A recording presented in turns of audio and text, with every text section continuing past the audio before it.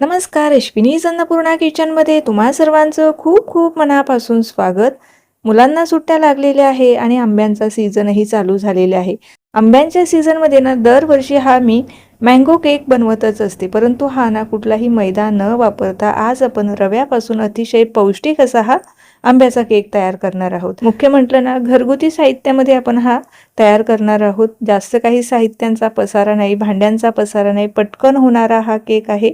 आणि केक आपण कुठलाही ओव्हन न वापरता कढाईमध्येच बनवणार आहोत. तरीही केक पहा ना, अगदी मऊ लुसलुशीत असा तयार झालेला आहे. केक जर तुम्ही यापूर्वी कधी बनवला नसेल, पहिल्यांदा जरी बनवत असाल ना, अगदी परफेक्ट आणि अचूक मेजरमेंट मी तुम्हाला व्हिडिओमध्ये सांगितलेलं आहे, टिप्सही दिलेल्या आहे. त्यामुळे सगळ्या टिप्स आणि मेजरमेंट तुम्ही जर योग्य घेतलं ना, सेम असाच केक तुमचा सुद्धा तयार होणार आहे. चला तर मग वेळ न घालवता लगेचच आपल्या रेसिपीला आपण सुरुवात करूया.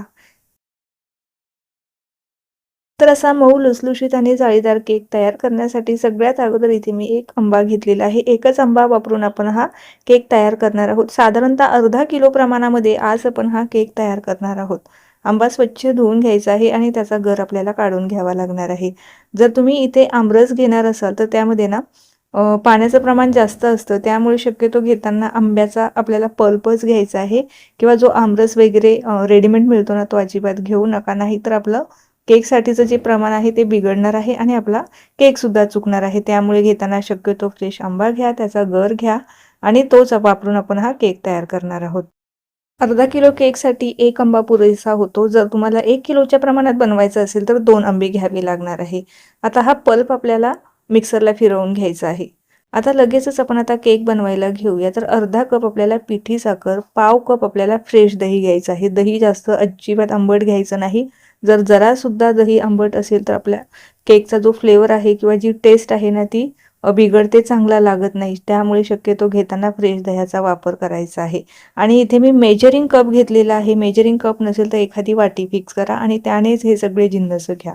आता पाव कप इथे मी तेल घेतलेलं आहे, बिनवासाचं तेल. शेंगदाण्याचं सोडून तुम्ही कुठलंही तेल इथे घेऊ शकता किंवा त्याऐवजी बटर वितळून इथे तुम्ही घेऊ शकता किंवा साजूक तूप जर घेतलं ना, केक अजूनच छान लागणार आहे. त्यामुळे या तिघांपैकी तुम्ही काहीही वापरलं तरीही चालेल. तर जो आपण पल्प घेतलेला होता आंब्याचा, तो साधारणतः अर्धा कप एवढा भरलेला आहे.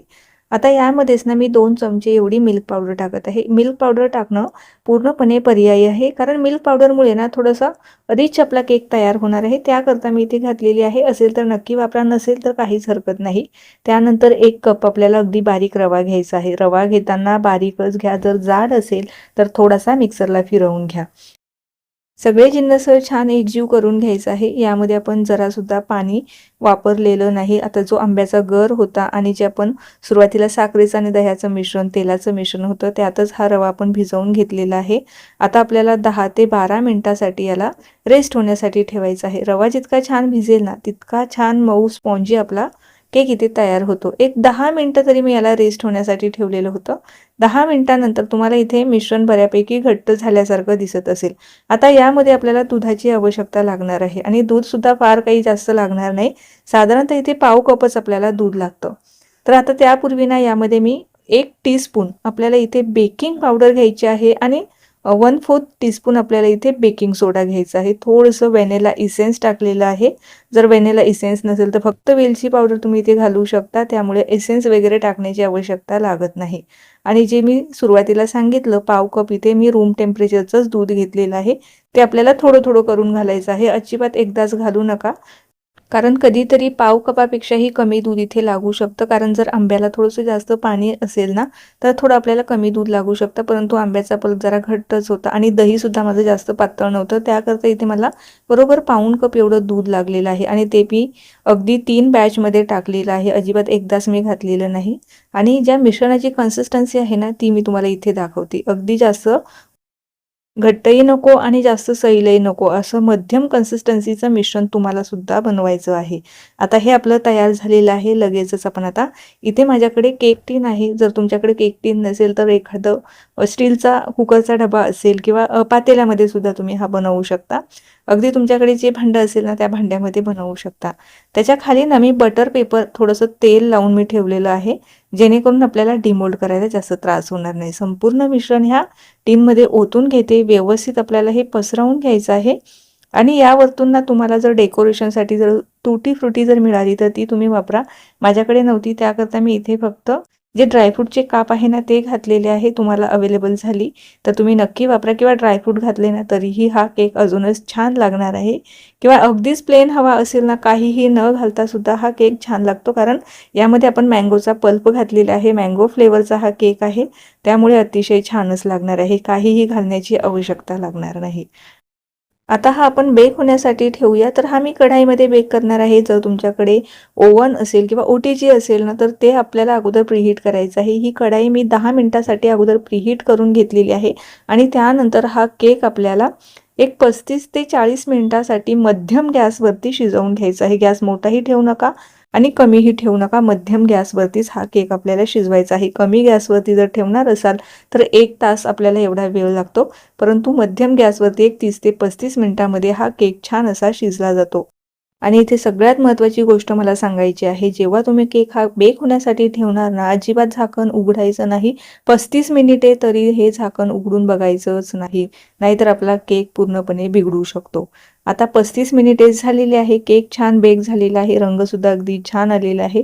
याला थंड करून घेऊया आणि त्यानंतर आपण याला कट करून घेऊया.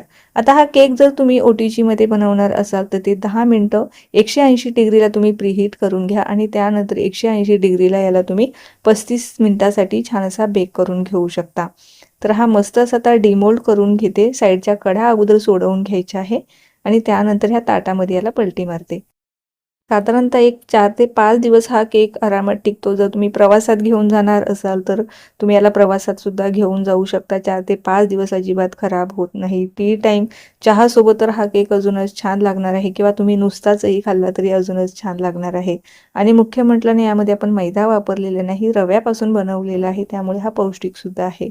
आता अजून तुम्हाला कुठल्या केकच्या रेसिपी पाहायला आवडणार आहे अशा पौष्टिक, त्यासुद्धा मला कमेंटमध्ये जरूर सांगा. आपण त्यासुद्धा रेसिपीज नक्की बनवूया. तर हा केक आता मी तुम्हाला कट करून दाखवते. मागच्या बाजूने तर जाळी तुम्हाला इथे दिसतच असेल. अगदी स्पॉन्जी हा केक इथे तयार झालेला आहे. तोही आपण कुठलाही ओव्हन न वापरता कढाईमध्ये बेक केलेला आहे. कट करतानाच तुम्हाला समजत असेल हा केक किती छान असा तयार झालेला आहे. जेव्हा आपण केक बेक होण्यासाठी ठेवतो ना आणि सारखं सारखं झाकण उघडून बघितलं ना, आतून तो कच्चा राहतो किंवा मध्येच बसतो.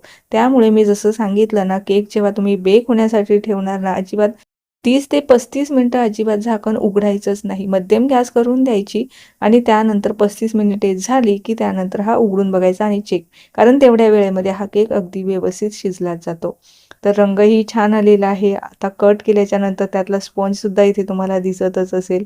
मस्त हा केक तयार होतो. तर ह्या सीझनमध्ये ना तुम्ही एकदा जरूर हा केक ट्राय करून पहा आणि बनवल्याच्या नंतर ना मला कळवायला अजिबात विसरू नका तुमचा केक कसा झालेला आहे.